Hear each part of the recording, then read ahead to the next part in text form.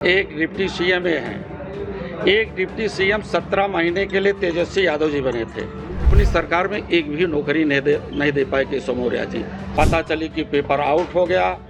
वो नौजवान लड़का अपने बूढ़े माँ बाप का सहारा नहीं पा रहा है, फांसी के फंदे पर चढ़ जा रहा है। इसका उदाहरण कन्नौज जनपद है। और 6वें चरण में भारतीय जनता पार्टी के सभी कैंडिडेट्स हारेंगे। करने की मांग की गई, लेकिन ममता बनर्जी जी उसे इनकार कर रही हैं, फैसले को मानने से इनकार किया है। इसको लेकर क्या कहेंगे?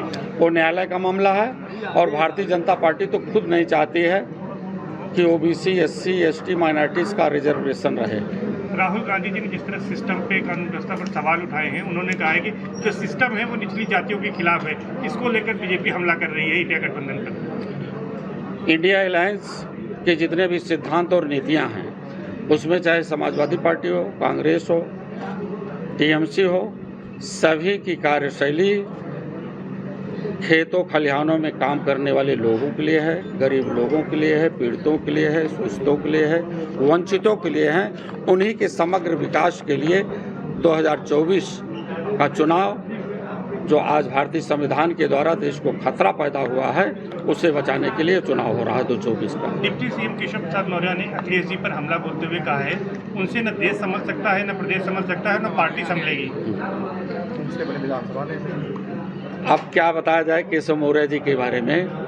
एक डिप्टी सीएम हैं। एक डिप्टी सीएम 17 महीने के लिए तेजस्वी यादव जी बने थे और तेजस्वी यादव ने एक ऐसी मुहिम चलाई कि 17 महीने में 5 लाख लोगों को नौकरी दिया और 2 लाख लोग उत्तर प्रदेश से गए और जो कौशाम्बी जनपद से कम 150 लोग नौकरी पाए। वो अपनी सरकार में एक भी नौकरी नहीं दे पाए केशव मौर्य जी।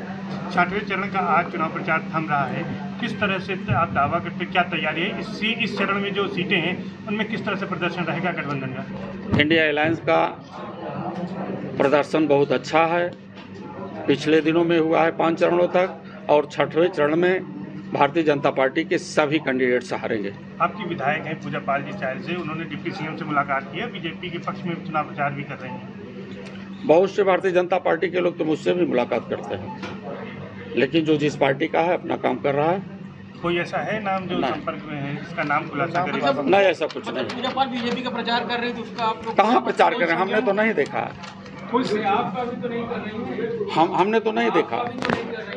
सपा का प्रचार भी तो नहीं कर रही है ना। सपा का प्रचार क्यों नहीं कर रहे हैं? कर रहे हैं।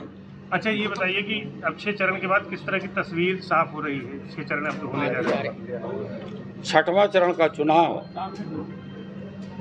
पूरी तरह से इंडिया अलायंस के पक्ष में है और इतनी आंधी तेज हो गई है, नौजवानों का सत्ता के प्रति इतना बड़ा आक्रोश कि परीक्षा दे करके लोग आए, पता चली कि पेपर आउट हो गया। वो नौजवान लड़का अपने बूढ़े माँ बाप का सहारा नहीं पा रहा है, डिग्रियों को फाड़ दे रहा है, फांसी के फंदे पर चढ़ जा रहा है। इसका उदाहरण कन्नौज जनपद है और पूरे प्रदेश में कई घटनाएं इस प्रकार से हुई है। यूपी में 79। एक सीट पर क्यों? एक सीट 7वें चरण में है, उसका भी हिसाब किताब पूरा हो जाएगा और वो भी सीट अपने पक्ष में आ जाएगी। उस पर नहीं दबाव बना पा रहे हैं? दबाव अब नेता लोग खाली हो जाए, हमारी पार्टी के जो सामान्य नेता हैं सब लोग वहीं डटेंगे और उसके बाद आ जाएगी।